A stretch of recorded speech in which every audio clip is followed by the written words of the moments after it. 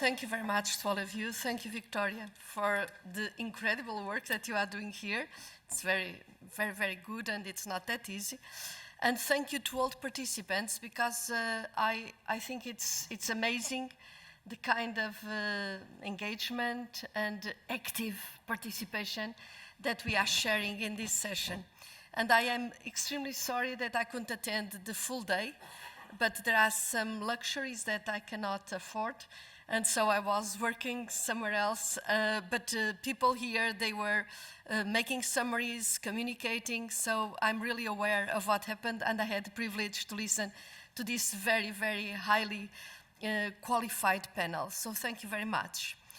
So, dear presidents, the three of you, dear chair of the Regi Committee, dear Ombudsman, dear Mayor, ladies and gentlemen, thank you again. Thank you again for the work that you have done today, for your advice, for your input, and for your experience.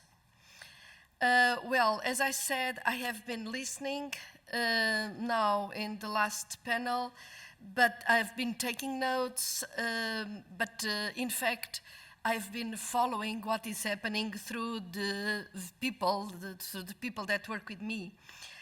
And I really want to have, in the beginning of my mandate, as you know, it was just since December that I was confirmed in this job, although I have done a lot of it before, a long time ago. But I really value a lot the view from the ground, the view from the place where things happen. This view is absolutely essential. And it is more essential when we are in a period, in a time of transition. There is a new commission, there is a new financial cycle, there is a new vision for Europe. I think this vision is really a challenge. It's very ambitious. The ambitious European Green Deal, in which Europe has this intention to lead the world and to become the first carbon neutral continent. The ambitious goal of a Europe ready also for the digital revolution, from innovation to artificial intelligence. But of course, these important ambitions, they have got to start from the ground. It's the ground that builds Europe. And so we have got to start with simple, with practical steps. And those steps occur, as I mentioned, in the regions, in the localities, in the villages, on the ground. And this is here, it is here where cohesion policy is essential. And it is here that your work is essential.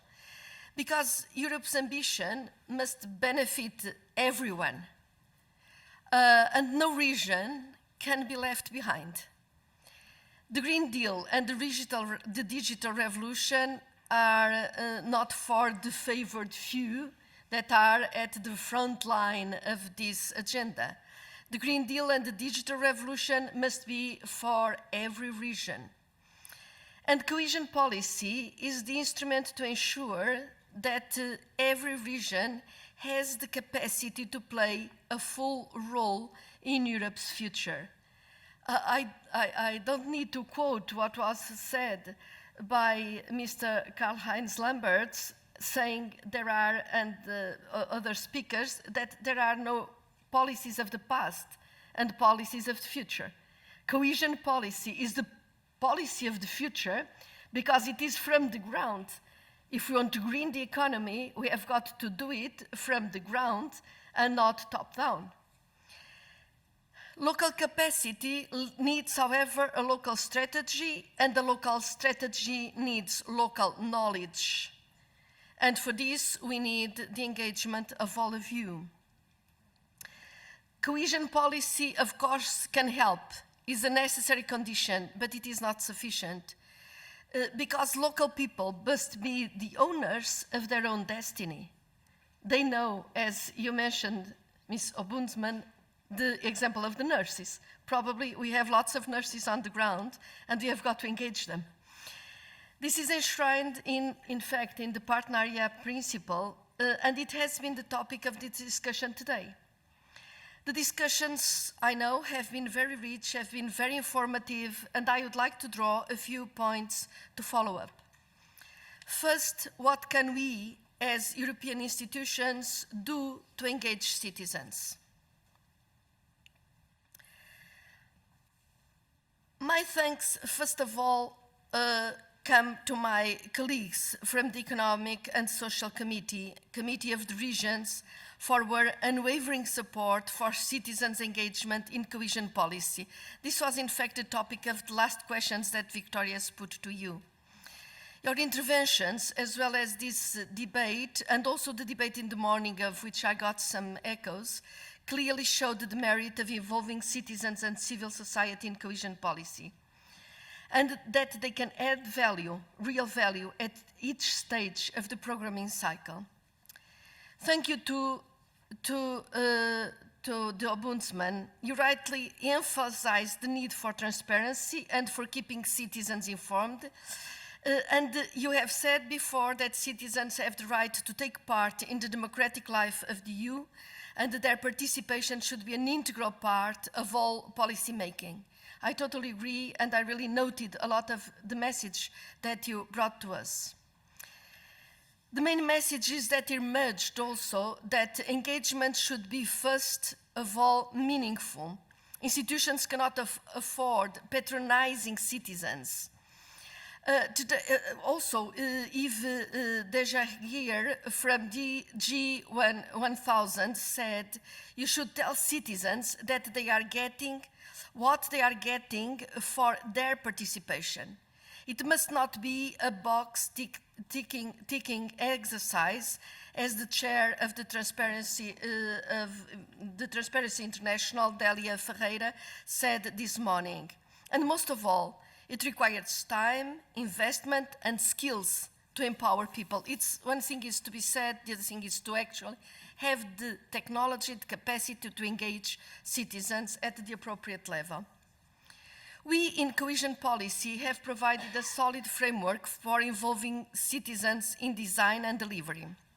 And the partnership principle lays the basis for involving all relevant partners at every step, from preparation of programs and projects to the monitoring and evaluation. This principle is complemented by specific tools, such as community-led local development, integrated territorial and urban strategies, and the urban innovation actions. All of these tools have scientific mechanisms for putting the local community in the driving seat and for engaging local citizens. The principle of partnership is very much valid today, and the tools developed are useful. But experience shows that it is not enough. We are not doing business as usual. There must be a change in mentality on the side of all involved, institutions and civil society organizations. Starting from the Commission, I'd like to announce that we are launching 2 new pilot actions. First, a pilot action for managing authorities and intermediate bodies involved in the ERDF or Cohesion Fund.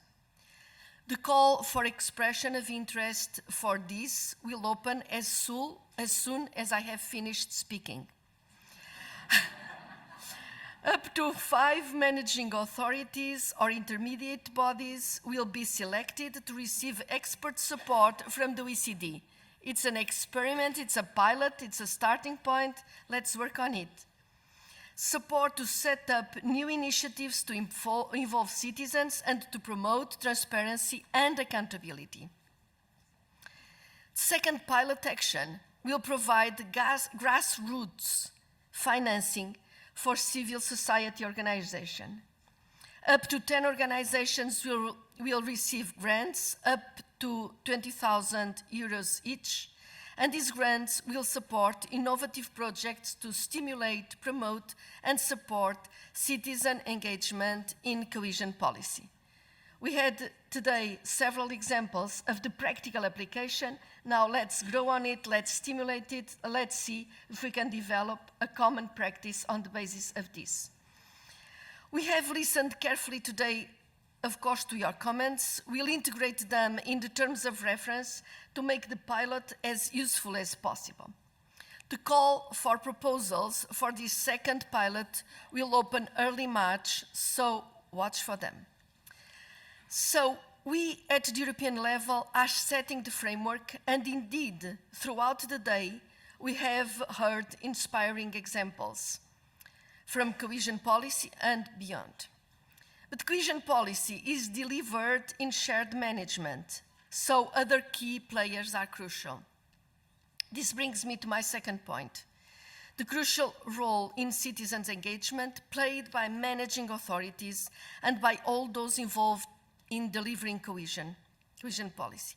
My thanks here to the President of Tuscany and to the Mayor of Glu for sharing your experiences. I had the chance to listen to you, not completely, but they were very, very interesting experiences.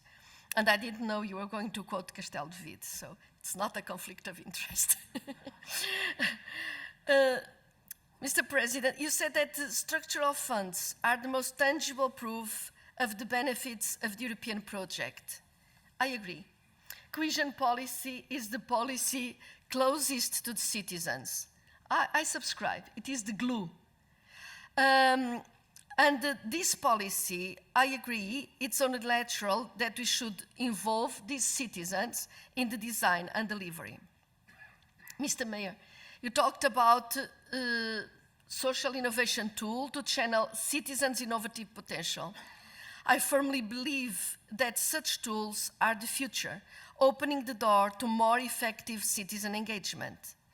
There are many good examples presented in the exhibition areas, 18 exhibitors, of whom 10 from civil society. Programs engaging citizens through citizen consultation, engaging citizens in project monitoring and implementation, engaging citizens through open data and digital technology, engaging citizens through experiments and policy sandboxes. I encourage everyone to look at the initiatives, to keep contact with them, and to see if you can find inspiration and innovation for your own programs. Because this is my personal message to all program managers. European money must be governed by European principles, and the partnership principle is very dear to me. I will do all I can to promote the conduct and implementation in line with European rules. Let me make this crystal clear, and here I support completely what has been said by Mr. Yunus Omarjee. European programs are not for personal interest, they are not for party interests, they are not for other interests apart from public interest. So they must be run with full public involvement from all sectors of civil society. These programs are for public interest, I underline. I encourage everyone here to do everything they can to nurture a vibrant landscape of citizen engagement in cohesion policy. My third topic, I call upon civil society to play a full role. This is your voice. The instruments are there to listen to you. Please use it. I urge you to make the most of the many opportunities we are giving you. Opportunities to get involved in the design and delivery of cohesion policy. I encourage you to look around at the good examples and be inspired to create your own examples. Opportunities to get involved in the pilot, providing grassroots financing to 10 civil society groups. I hope to see some of you in this group of 10. Opportunities to get involved in the Conference on the Future of Europe. I remind you of Mr. Switzer, my colleague, Dubrovka words this morning.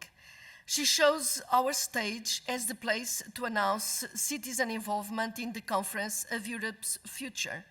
And I encourage you to take her up on this. Ladies and gentlemen, in conclusion, I would like you to treat today's conference as a launchpad, a starting point for better, deeper partnerships. Cohesion policy has always worked for local people, but it is not enough to work for local people. We must also work with local people. The survey we presented today shows that half of the respondents are not satisfied. They want to be more involved in the EU, more involved in their country, in their region, everywhere they care. And we must tap into this. There is a huge unmobilized potential here, and we cannot afford this. If we are to deliver the Green Deal, if we are to weather the digital revolution, we in cohesion policy, we in Europe, must mobilize all our potential. Local people should be full partners and take ownership of their destiny. Thank you all again for your participation in this conference. Many thanks in particular to the organizers in DG Regio. I already thanked in the person of Victoria, I thank all the staff that was actively and with a lot of personal involvement engaged into this organization. But also, I want to congratulate everyone who came and lent their expertise. It is very important. I invite you all to take one last look at the good examples in the exhibition. Is there anything which inspires you? Is there a lesson you can learn from, a message you can take home? We also ask you to send to DG Regio examples and ideas for how cohesion policy can contribute to the Conference on the Future of Europe. We want to hear your views.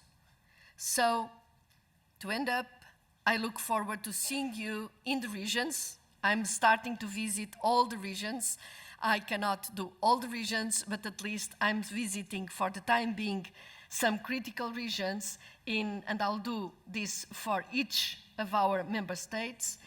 But I'm visiting these regions, that's where I want to be, that's what I want to reach. And I think that we have to work very hard, as it was said also in the panel, on showing what the cohesion policy is doing for Europe. If we just let the negative examples, the scandals, pass through the media, we will never be able to show to all the citizens what is happening in their lives that was built at the European level, organized but implemented at their local level for their benefit, to guarantee a future for them and for their children. I look forward actually to see you in the regions, in the pilots, at the conference, but for now, I just want to wish you a very safe journey back, and let's keep in touch. We are a network, we never say goodbye, we see you. Okay? Bye. Thank you very much.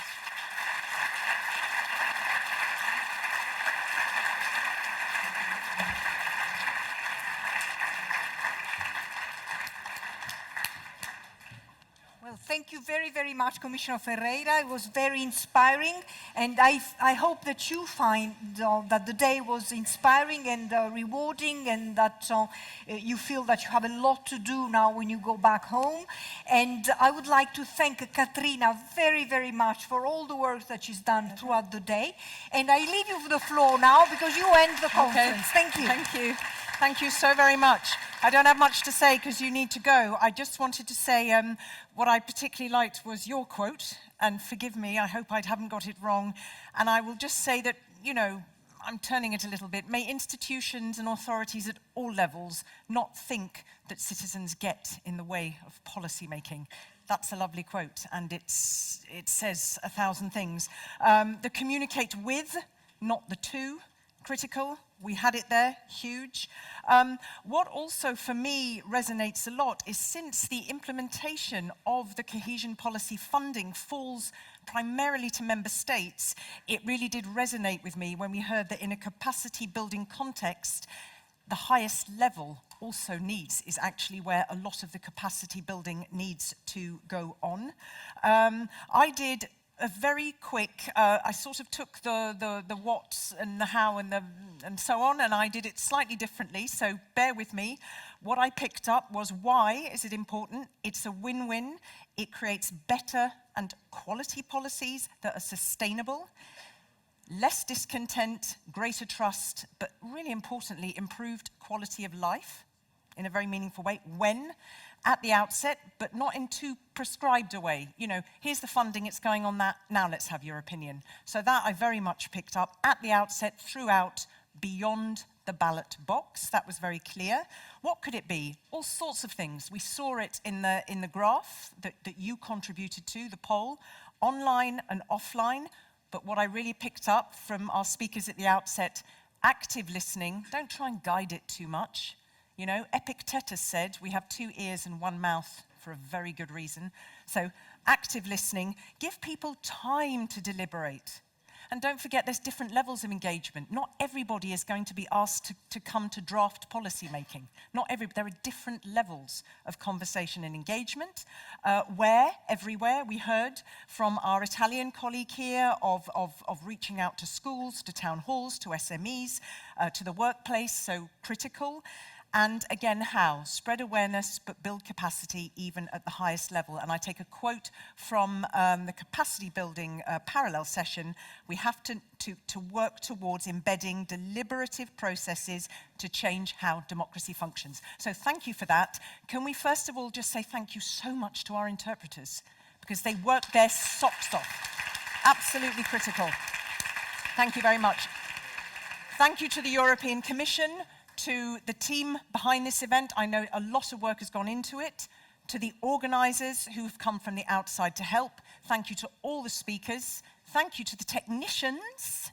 And thank you so much to you for staying the course. It's Thursday, it's February, God damn it. But thank you so much for turning up. And to anyone still with us online, thank you to you for still being with us. It's really, really appreciated. Go wisely, go well. Have a very, very safe trip home and good luck with your ongoing adventures. Thank you so much. And thank you for giving me the last word.